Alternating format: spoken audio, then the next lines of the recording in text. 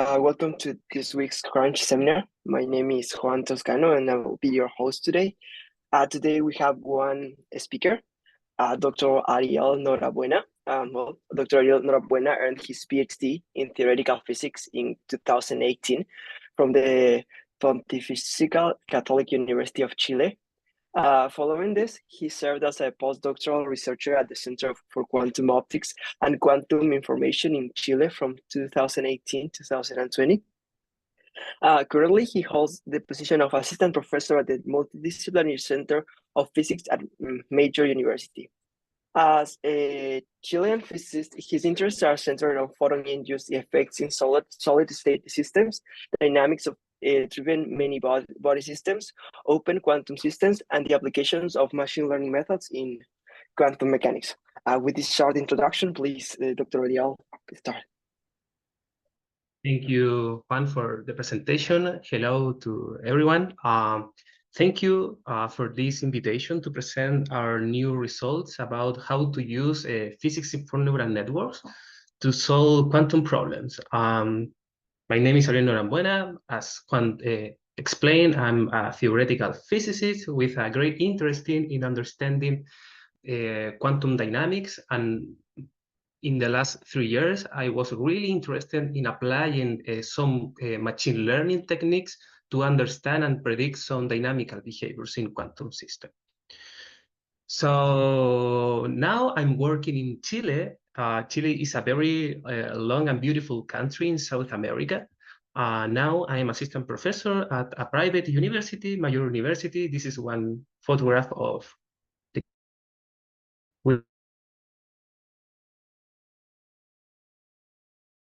Nowadays, we are doing a lot of research in different areas, and astrophysics, complex systems, condensed matter, quantum optics, and quantum information science. In my case, my main focus is given by condensed matter problems and also for quantum optics applications.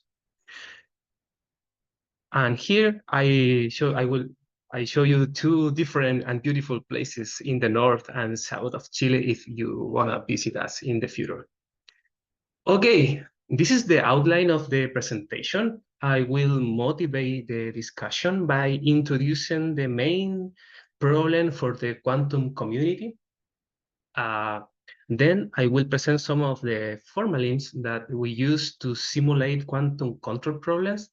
And finally, I will show you our main results about how to implement physics-informed neural networks for different quantum control problems, which I believe is the most exciting part of this research. In this presentation, I'm going to explain some of the most important findings of this paper that was recently accepted by Physical Review Letters. I know this is a new topic and also a new way to solve this quantum control problem. So if you have any question, you can ask me at the end of the presentation, of course. Okay, the primary motivation of this project, it was after many discussions about how to use deep learning techniques to solve some complex problem in quantum mechanics. In quantum mechanics, we have a different system that nowadays experimental people and also theoretical people are looking for novel strategies to control the dynamics of a quantum system. In particular, we focus on the control problem. Science, quantum technologies and experiments must optimize complex control protocols in order to exploit the quantum advantage in different systems. And this is relevant for quantum information, quantum computing, and quantum metrology. Also, from a more general point of view, the ability of training a model to learn solution of controlled system also could have an impact in data-driven or data-free system beyond quantum mechanics. In general, in many textbooks about classical control theory, I mean for classical systems, The theory behind the control is mainly described in the language of dynamical systems, where the external control fields introduce some control inside the dynamics. And in our case, as a physicist, I'm really interested in finding optimal control fields in order to have some knowledge and some control dynamics in a real experiment. In general, in any control problem, we have one of the following problems that we can solve. We can solve the regulation problem. This means that we can preserve the state of the system over time. We can induce some trajectory tracking. This means how to induce some temporal behaviors in your dynamical system.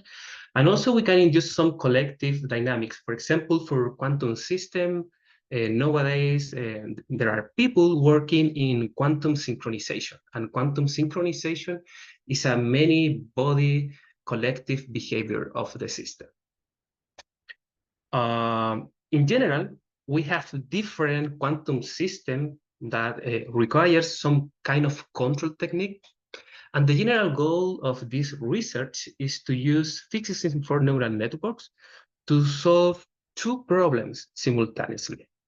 First, the solution of a dynamical system that we know can be done using physics for neural networks, but simultaneously, the idea is to find optimal control functions to induce some desired behavior in the system. So in simple words, the idea is to construct a deep learning approach to solve in some universal manner the control problem described by this equation.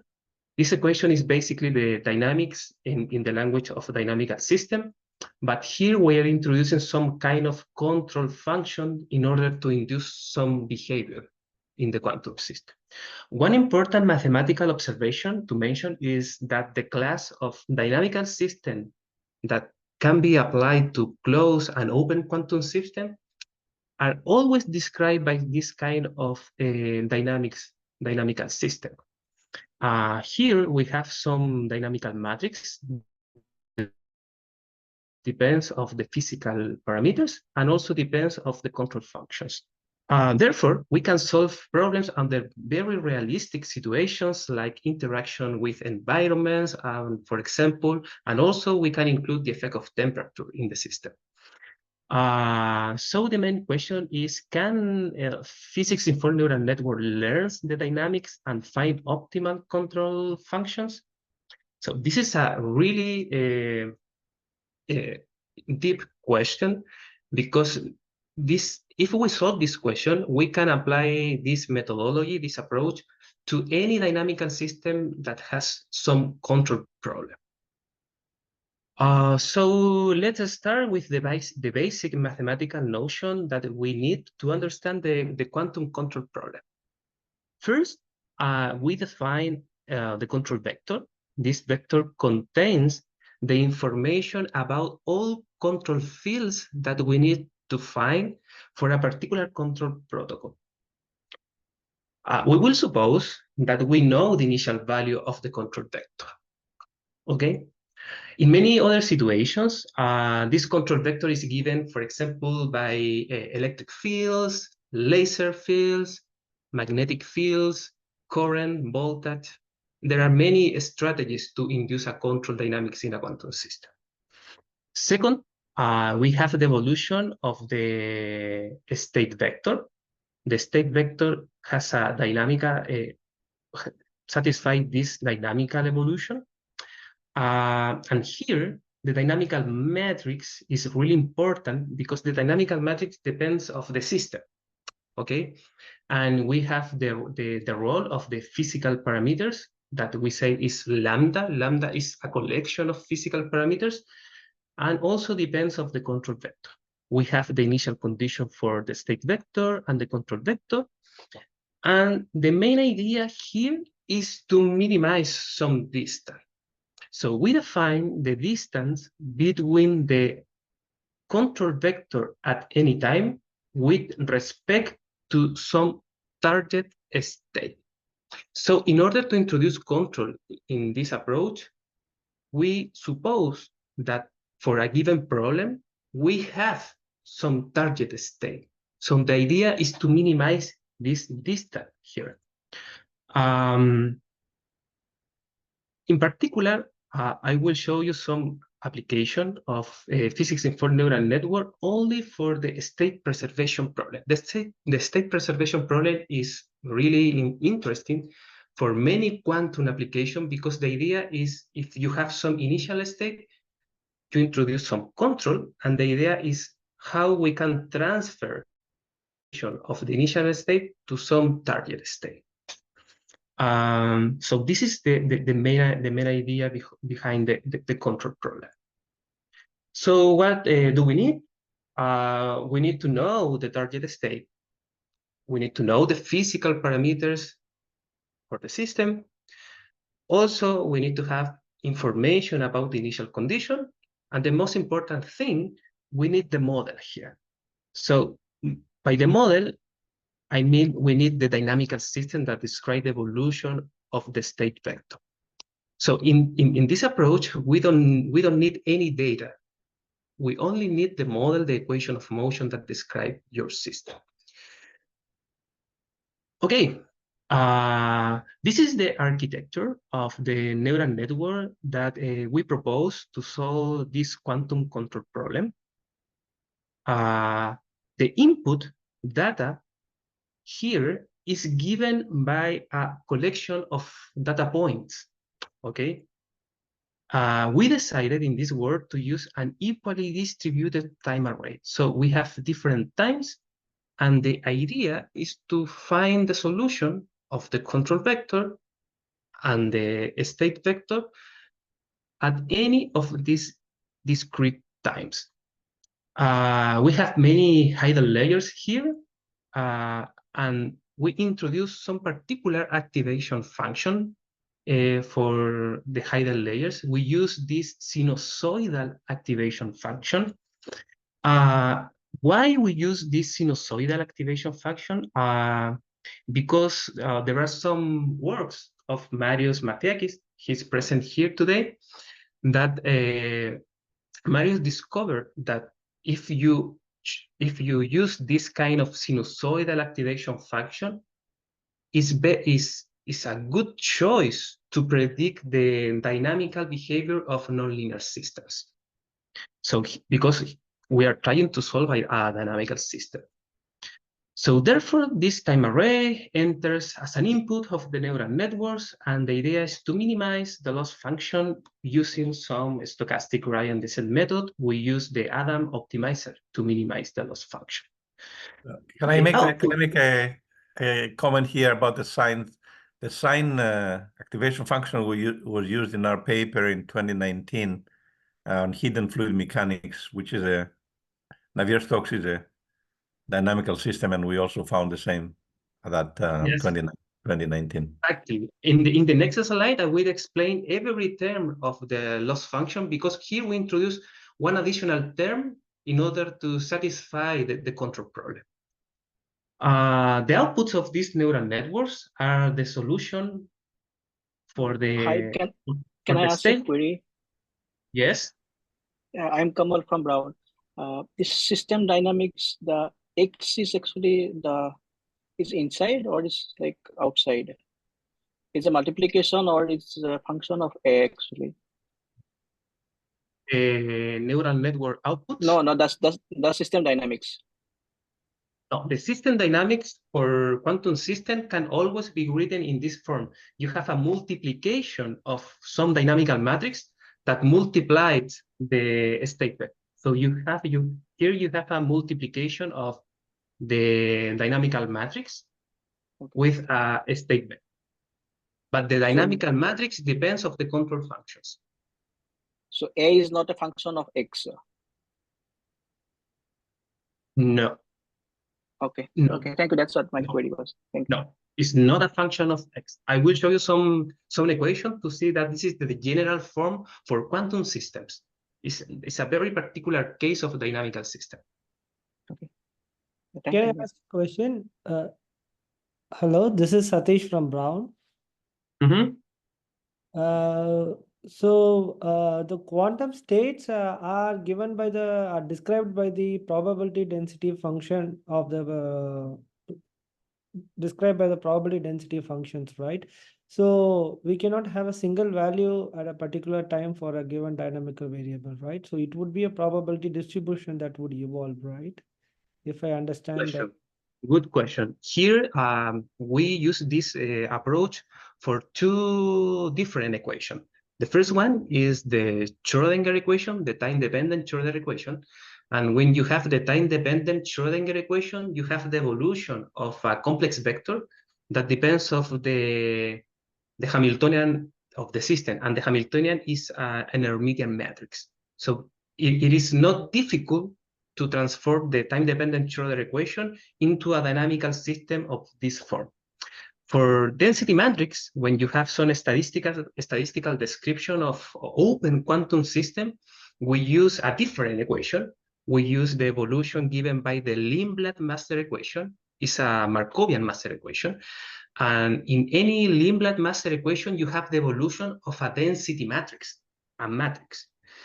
It's not difficult to take the elements of the matrix, and you can construct this state vector by taking the real and the imaginary part of each component of this matrix. So even if you have the time-dependent Schrödinger equation or the Lindblad master equation, in both cases, it is possible to write the same dynamical system.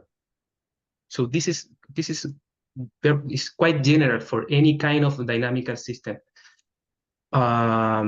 So we use. Is it possible to measure X from the experiments without any uncertainty at any time?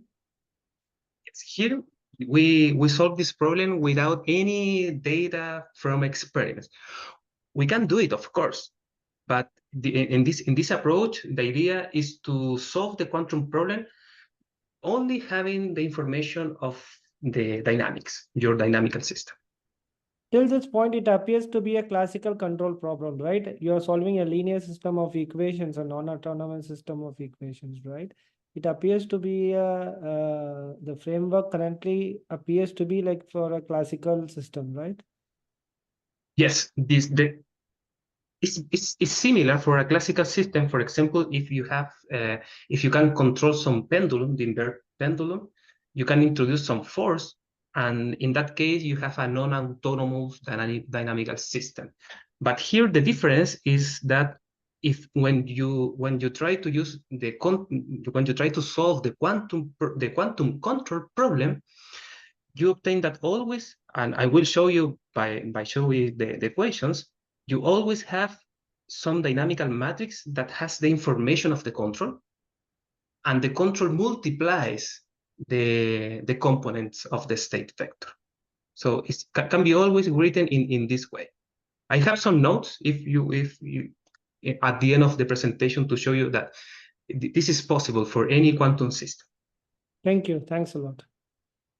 Okay, so the idea here, we have the time array as input. We know the physical parameters. We know the initial condition for the state vector. From the control vector, we have the neural network outputs. We use this kind of parametrization. This kind of parametrization was introduced by Marius because this is a hard constraint in order to satisfy the initial condition exactly. Because if you have any function f that satisfies this condition, f at 0 is equal to 0, you can observe that you can satisfy the initial condition exactly. So here, the main novelty I will show you is how we construct the loss function for this dynamical system if we have some control problem. That is the main idea behind this neural network architecture. Okay, so let's discuss about the quantum control problem. So we have this control problem. We are trying to solve this dynamical system and find the control functions using a physics-informed neural network. In that direction, we propose the following loss function in order to code this problem into a neural network algorithm. Remember that we use an equally distributed array time as the input of the neural network. Of course, we randomly perturb the input data during the training of the neural network in order to avoid overfitting of the neural network solutions. Okay, so let's take a look into the loss function. In particular, the first term. This first term here is basically the term that we need to put in order to satisfy the dynamical system. Okay, so if we minimize this term, we can say, okay, the neural network can learn the solution and the state vector satisfies the dynamic of your model. So in this case, this is a data-free neural network approach. We don't need any external data from experiments to do this kind of optimization. The most important term for this protocol is the contribution for the loss function. This control term represents the minimization condition that we must solve in order to satisfy the control problem. If this term goes to 0, the state vector will evolve to the target state. Here, it is important to mention that we indirectly motivate the network to reach the state at the minimum time.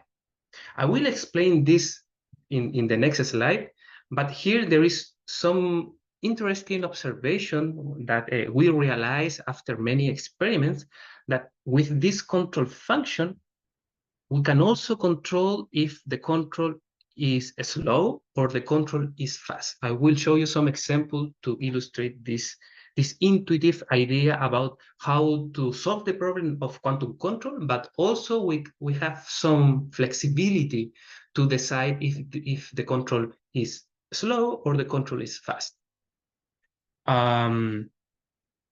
We have an additional term. This is the constraint term of the loss function. Here, we are thinking in general cases. For example, what happens if you have some dynamical system, you derive the equation in your system, but the dynamical system does not have the symmetries or your physical system. So in order to incorporate some physical constraints, for example, energy conservation, probability conservation, we introduce these constraints term here in order to preserve the symmetries during the evolution. And finally, the last term here is the regularization. This term is really important for quantum control problems, because this term in some way penalizes the amplitude of the neural network parameters, in particular the weights.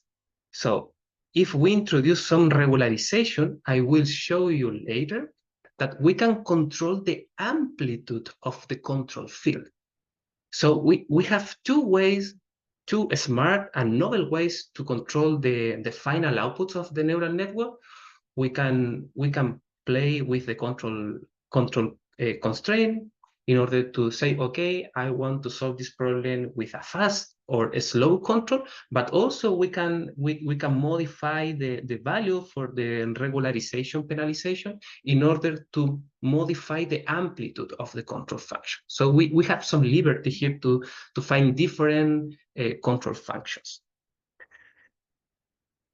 Okay, now I will show you the main result of this work. So as a first example, I will discuss how to solve this. Is a toy model. This is basically a two-level system in quantum mechanics. It's the simplest system that you need to solve in order to propose something new. This system is motivated by the interaction of a quantum bit. So we have a quantum bit, basically is a system with two states. Here we have the excited state of this qubit. We have the ground state of this qubit. We have some control. Here we have a time-dependent function that basically is modifying the energy of this level. So we introduce some control over this state, but also we have dissipation in this system because this equation was derived from the Lindblad master equation, and the Lindblad master equation is basically the theory that you need to use in order to solve the dynamics in an open quantum system. So this qubit is interacting with some environment, and the effect of the environment is encapsulated by the values of this emission rate and absorption rate. So this is the dynamical matrix for this system. As you can observe, the dynamical matrix here depends of the rates. So the rates has some thermal behavior. The rates change if you modify the temperature of the environment. There are some frequencies here. Some frequencies, the frequencies is some internal dynamics of the system, of the qubit. But also here you have the effect of some time-dependent function. This time-dependent function is the control in this program. So what we are doing, what is the idea with this quantum control problem? So let's suppose that in an experiment, the system start in the state of minimum energy. The state of minimum energy is this state. This is the ground state here, and this is the initial state in our system. In the language of the dynamical system that we are using here, it means that the initial state is basically given by this initial vector. So we have 4 components of the vector, and now we are imposing some target state. Let's suppose that we are trying to solve the dynamics in the system. The idea is to find an optimal control function in order to evolve from this initial state to this target state. And the target state is a different state. So we need to introduce some energy into the system in order to introduce some dynamical behavior in order to reach the target state.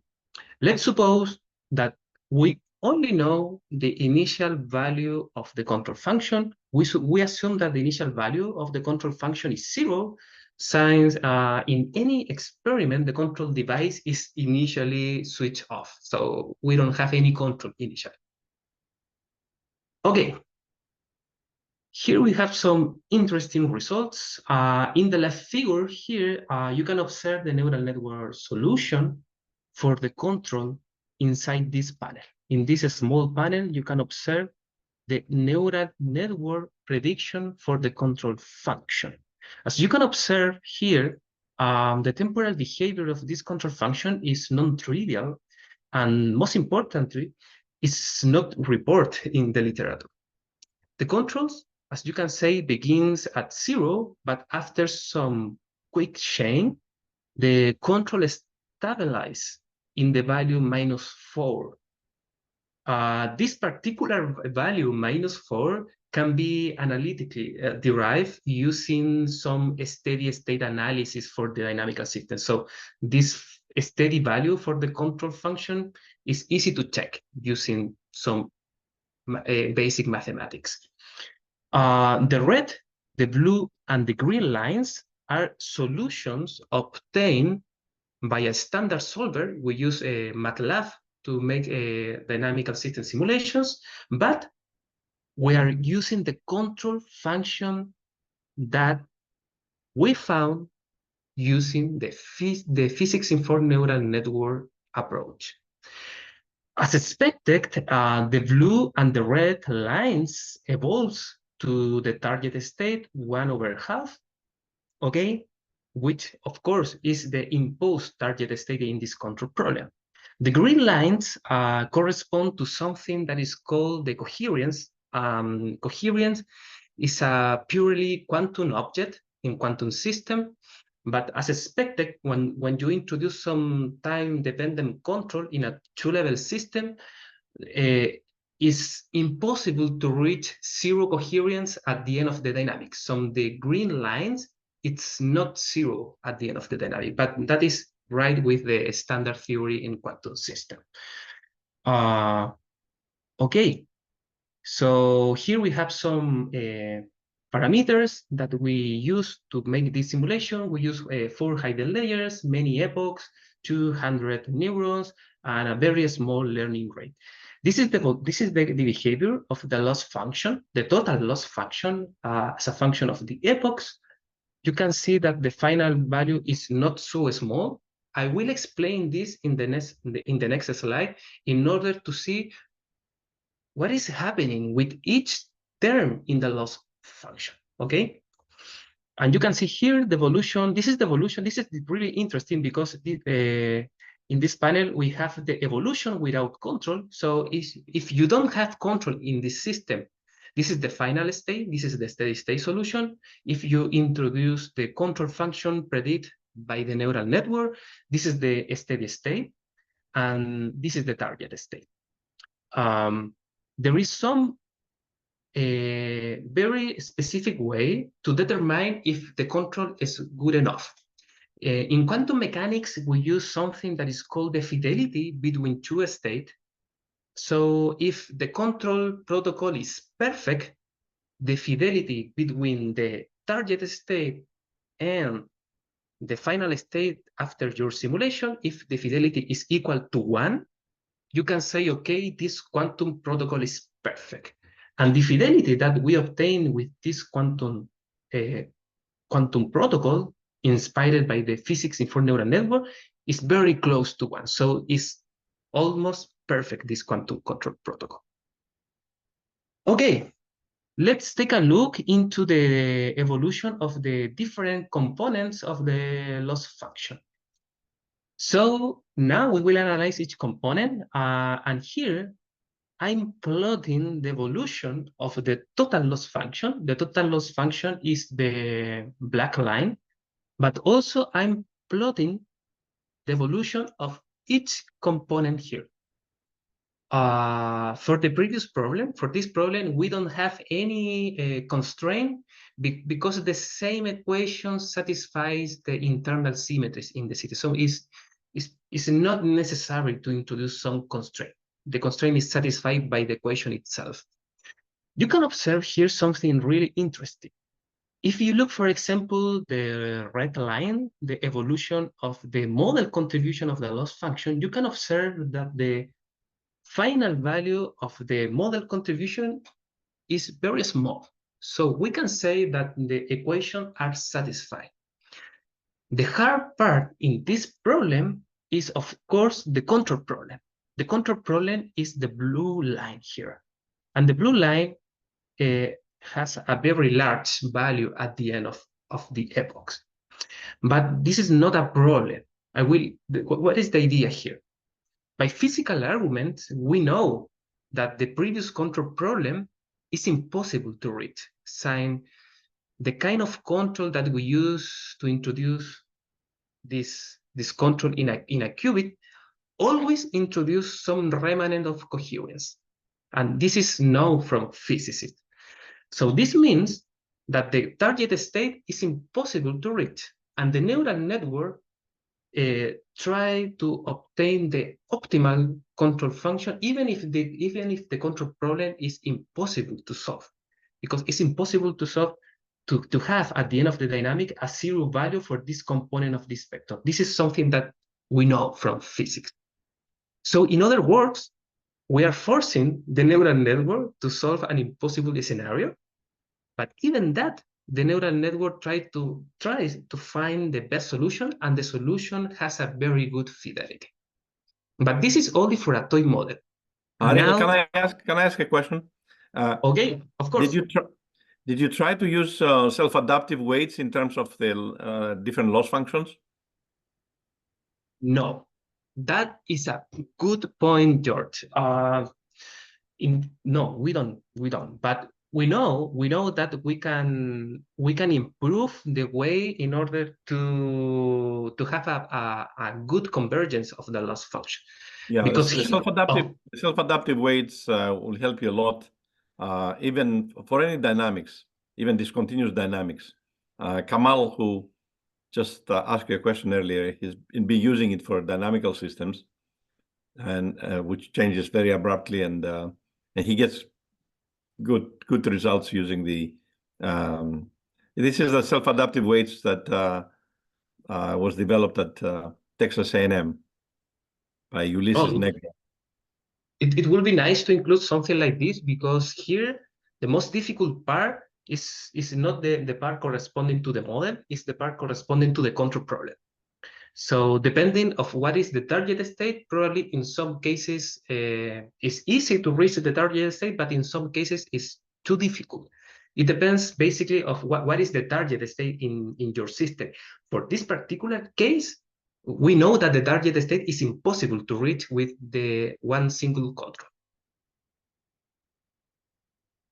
But even I just put the paper in the chat, the self-adaptive weights. Oh, perfect. Thank you. Okay, so now I will show you a more exciting problem.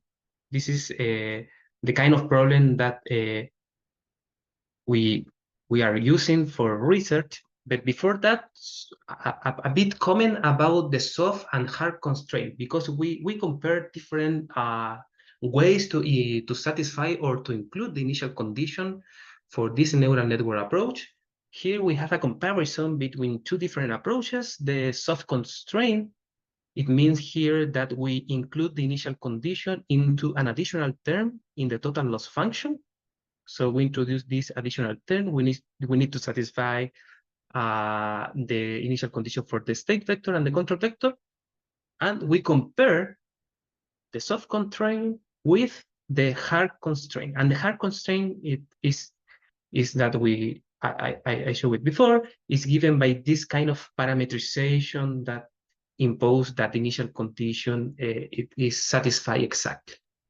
So you can observe here that for different values of lambda, lambda is the value that multiplies the loss function of the initial condition. When we use, for example, lambda equal to 1, we have similar behaviors between the blue curve, this is for the soft constraint, and the red curve. The red curve is the convergence of the loss function using the hard constraint. So in some way, this plot showed that the hard constraint and the soft constraints with a lambda equal to 1 are very similar, but the hard constraint guarantee exactly the initial condition. So all the simulation that we have, we use this hard constraint. Okay, now the real problem in the paper. Because a challenging problem that we studied some years ago in the context of solid state spin and diamond structure. So here we have a nice picture. This is a diamond structure. In this diamond structure, we have a molecule. This molecule has some magnetic properties. So this is a magnetic molecule, and this molecule can interact via dipolar interaction with other nuclear spins that are randomly located around the lattice. So we have an interaction between magnetic impurities here. This is a very complicated problem, but if you start with the Hamiltonian description of this system and if you do some approximation, you can realize that the system is described by this three-level picture. This three-level picture here, you have three states. And now the idea is to introduce some kind of control. So let's suppose in this problem that we start in this system, we start in this ground state, and by physical argument, it's impossible to transfer population from state 1 to state 2. So in order to transfer population, it is mandatory to introduce two control functions. So we introduce this control function to transfer population from 1 to 3, and we introduce this another control function to transfer the population from 3 to the state 2. So the main goal of this problem is to transfer population from state 1 to state 2. And now we have two control functions To observe the complexity of this problem, this is the dynamical system that we have. We have 9 equations of motions. As you can see here, the dot here, it means the time derivative. And you can observe that the control function multiplies the components of the state vector. So this is the problem that we aim to solve using a physics-informed neural networks. So let's suppose that the initial state is given by the state 1. This means that for this state vector, we start with this vector. Now we have a bigger vector than before. We have 9 components. We start in this vector. This is the target state. So this is the target state that corresponds to state 2. And now we have 2 control functions in order to introduce some kind of quantum protocol. Okay. I will show you that the physics-informed neural networks can solve the quantum problem using minimum energy and also using a minimum time to transfer from one state to another. In the left panel here, you can observe the neural network solution for the 2 control functions inside this panel. Are very similar, the 2 control functions. Again, using the control obtained by the neural network solution, we simulate the dynamics using some standard solver. Now, I want to discuss the right table here. This table is really important because it's a comparison between the neural network prediction in comparison with different standard methods for quantum control problems. So the tables show the performance of different quantum methods in terms of the final probability of success. This is the final probability of success. Here, using the neural network, we found this probability of success. In the best scenario, the probability of success is equal to 1. This is the perfect and ideal situation. Also, we have another parameter here to compare the performance between different methods. We calculated the area of the control function, and the area is basically given by this integral. We integrate from 0 to the final transfer time. We integrate the amplitude of the control function. In this problem, we have 2 control functions, so the amplitude can be defined like this. Okay, and finally, we also compute how much time it is required to solve this dynamic. This is the transfer time. So you can observe something interesting here when we compare the neural network with other standard models.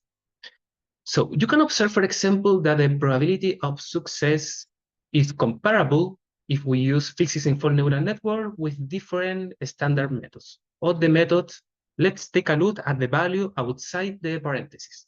I will explain later what it means, the value inside the parentheses. But you can observe this value are very similar for different methods. But if we pay attention to the value of the area of the control function, the physics-informed neural network, in some way, I will explain this, in some way, the area is minimum. What it means, a minimum area? A minimum area, it means that we are introducing a very small amount of energy into the system in order to solve this quantum control problem.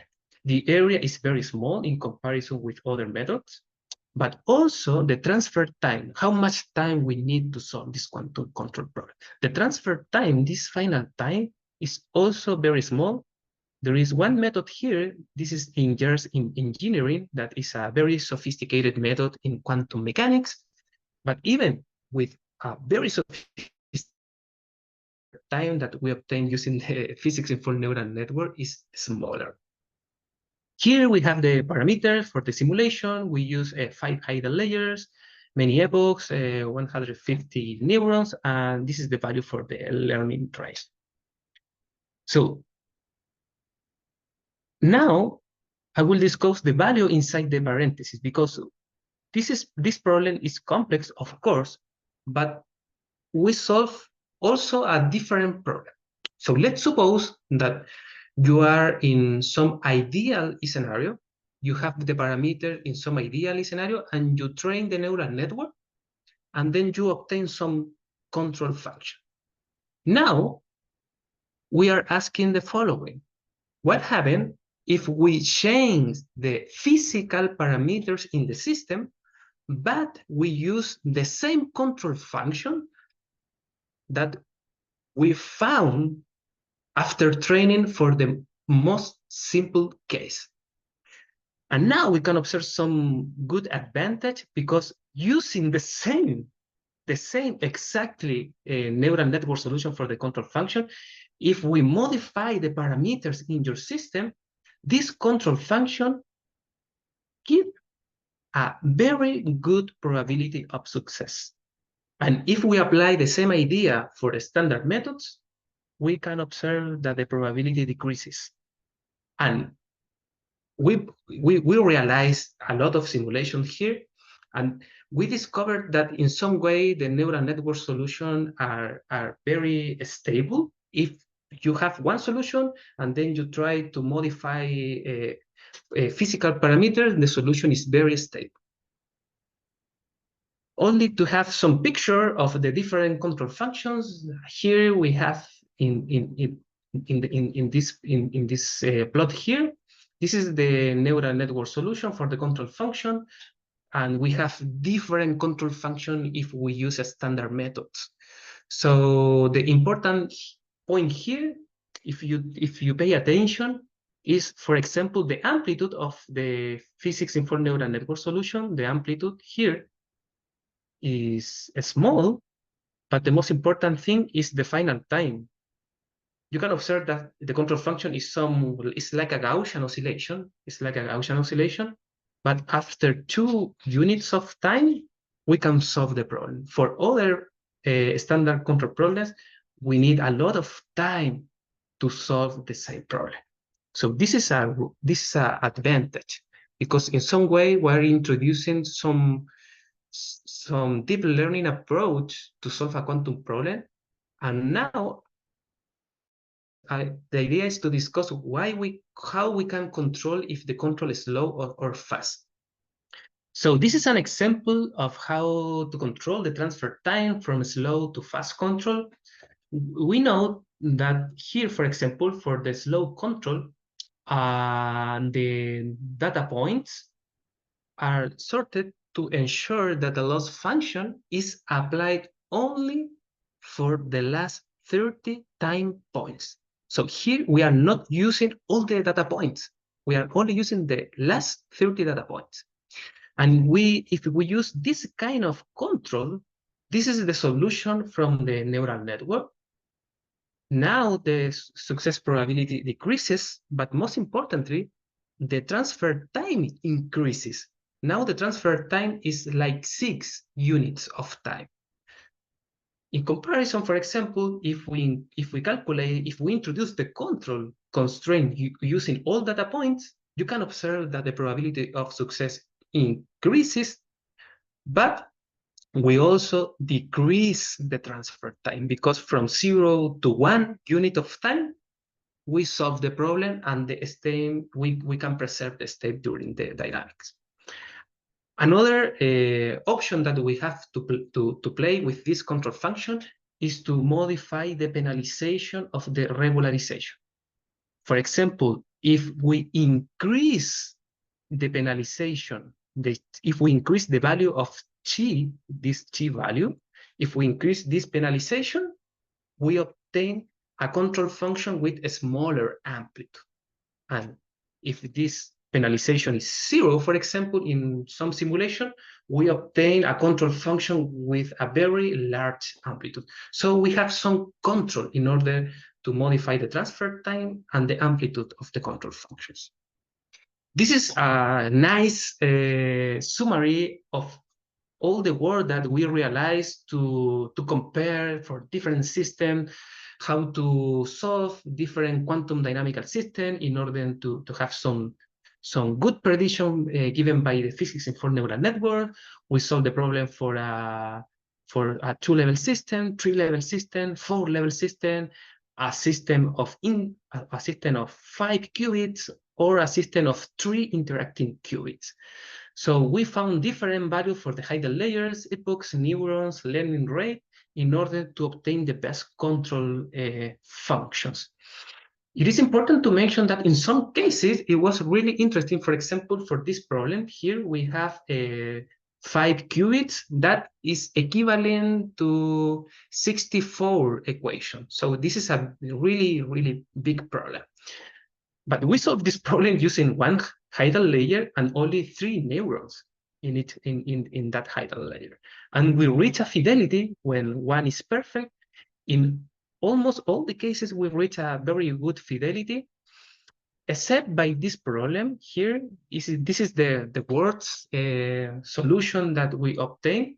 But for this problem here, this is complex, is also complicated to standard methods. So this fidelity is comparable to the fidelity that we obtain by using inverse engineering, for example. So this is a nice picture of the results. So as a summary, we have introduced a physics-informed neural network approach to solve quantum problems in a very general way. We demonstrated that this is a data-free deep learning that solves the dynamics and also finds optimal control functions for a given quantum system. The neural network solutions are stable under change in the physical parameters. That is really important because you can have some solution, but if you change the parameter and the solution is unstable, that is not so good in an experiment.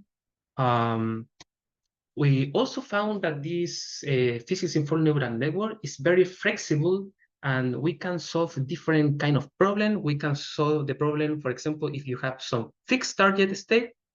We have another simulation in order, for example, what happens if you have a system and the idea is to minimize some energy. We can also apply these formulas to minimize a functional.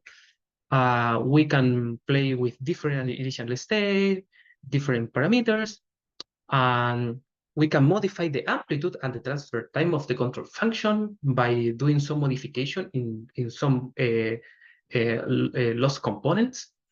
And here we have many applications because we can apply this for adiabatic quantum computing. This is really important. The people is looking for good control function in quantum computing in order to create quantum gates, how to preserve states over time.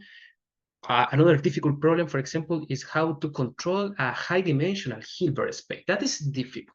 So this is one thing that probably is really interesting for the many-body community, how to create entangled state and how to introduce some dynamical behavior. For example, how to introduce synchronization in a many-body system. So this is my research group in Chile. Of course, I acknowledge my research fund.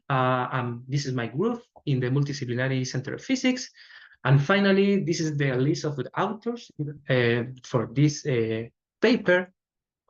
We enjoyed a lot to discover how to mix quantum control with deep learning techniques. And Marius, is the expert in physics for neural networks. Raul, Francisco, and I were responsible for exploring the quantum control problem for different contexts. So if you have any question, please, you can send me an email. You can ask at the end. I will pleasure to answer any question that you have. So thank you very much. Thank you so much, Ariel. That was a really nice talk. Do we have any questions from the audience?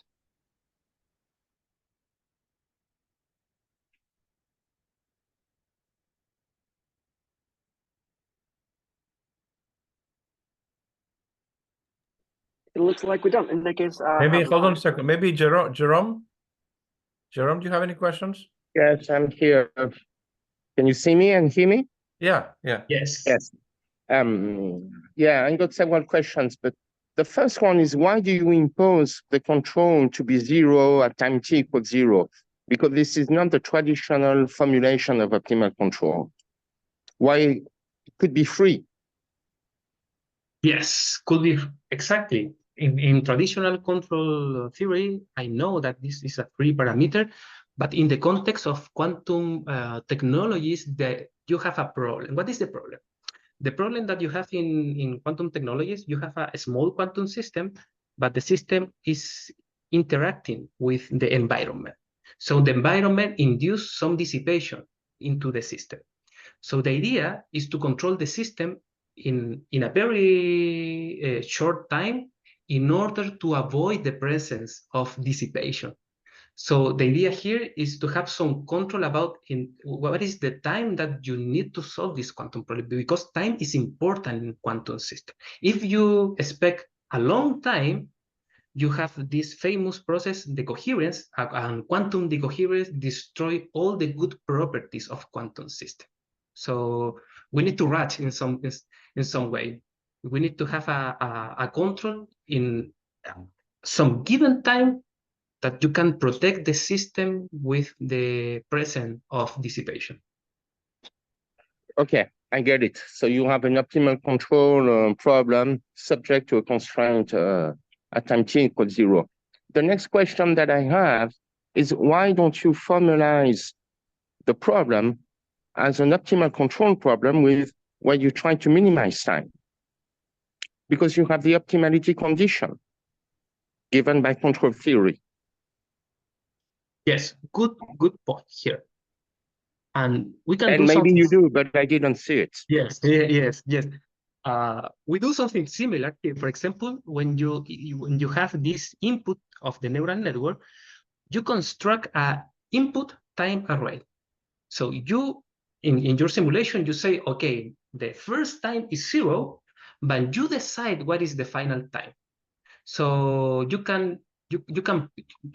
have some liberty to choose the final time. So you solve the dynamics in a given time, but also you can solve the same problem for a different final time, for a shorter time or for a longer time. I don't know how to optimize the time into the neural network. This is the only way that I know, and it works, at least. You have some theorems related to the Mayor problem and so on, how you can embed the optimization of the minimal time embedded into a larger time problem. So you can have a look at the optimal control theory, and then they give you optimality conditions about that. No, it would be nice, because if we introduce more optimal condition to this problem, I think it will improve the performance of this approach, of course. Yes, that's the whole point of the theory. Mhm. So you have the minimal time optimal control problem. To be fair, I know the optimal condition, but when there is no constraint on the control at time equals 0. So that I don't know if it's compatible. Yeah, the only information that we have is the initial value of the control point. We don't know the solution. We don't apply any kind of parameterization or for example, some people propose some class of control function by introducing many parameters, and they optimize the parameters in order to solve the control problem. Here, we only know the initial value, the problem of finding the functional representation of the control function is a problem for the neural network.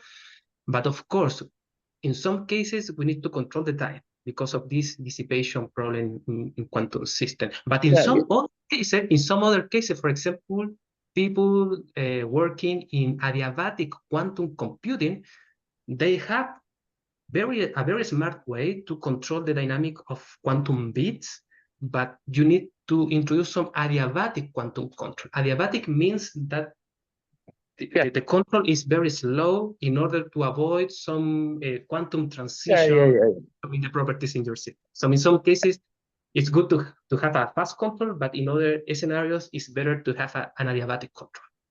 Yes. My comment here was, if we shoot first mathematically for the existence of an optimal control, I told you that there is a theory and optimality conditions and the appropriate conditions for the existence of the control when there is no constraint on the value of the control and you not. So essentially, you try to solve an optimal control problem, but the class of functions in which you search the control is different from the traditional one. Okay. That's all I'm saying. And Perfect. so, do we have existence? I guess so, under appropriate condition. But yeah, I see. But in my opinion, it would be good to optimize for the minimal time and search for, yeah. By the way, to be honest, we discovered this minimum timing during the review process because it's difficult to check what is the connection between the loss, each component of the loss function with the optimal quantum problem. It's difficult to make connections. So we discovered this nice and intuitive way to control the transfer time, but of course, if the idea is to go further away and construct a more sophisticated method, we need to really include what you are saying. Yeah, leverage to the theory. Yeah, I like it. Thank you. Thank you.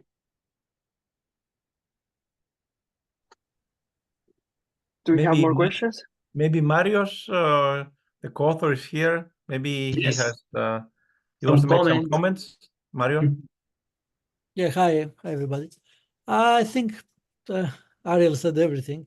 So my only comment is, in earlier, Ariel, you saw the loss function for the, not for the equations, but for the target that is not converts very well. I think this is also because, you know, the neural network is trying to achieve the target immediately, which is not possible. So this is also a contribution that increased the loss function. Yeah, just so the important thing is to satisfy the equations, just to be sure that it is correct. We are sure that we are satisfying the equations. This blue light also includes error from the first steps, which is like impossible to go immediately to the target.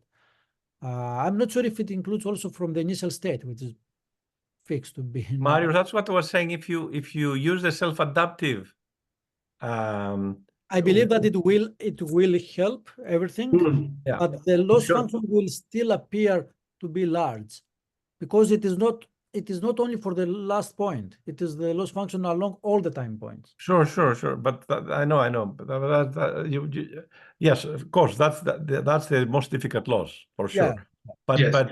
it adjusts the dynamics and the objective is to have all the components of the losses of the same order of magnitude. Yeah, that I think this is something. Actually, Juan, who is the host today, he has a new paper. Maybe Juan, you can put it on the.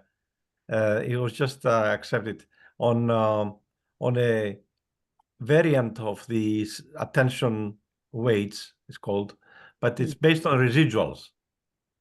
So instead of gradients, you take the residuals. And that therefore you know for noisy problems and so on you avoid it faster and so there's also theory behind it. So I think he is this the archive version, Juan?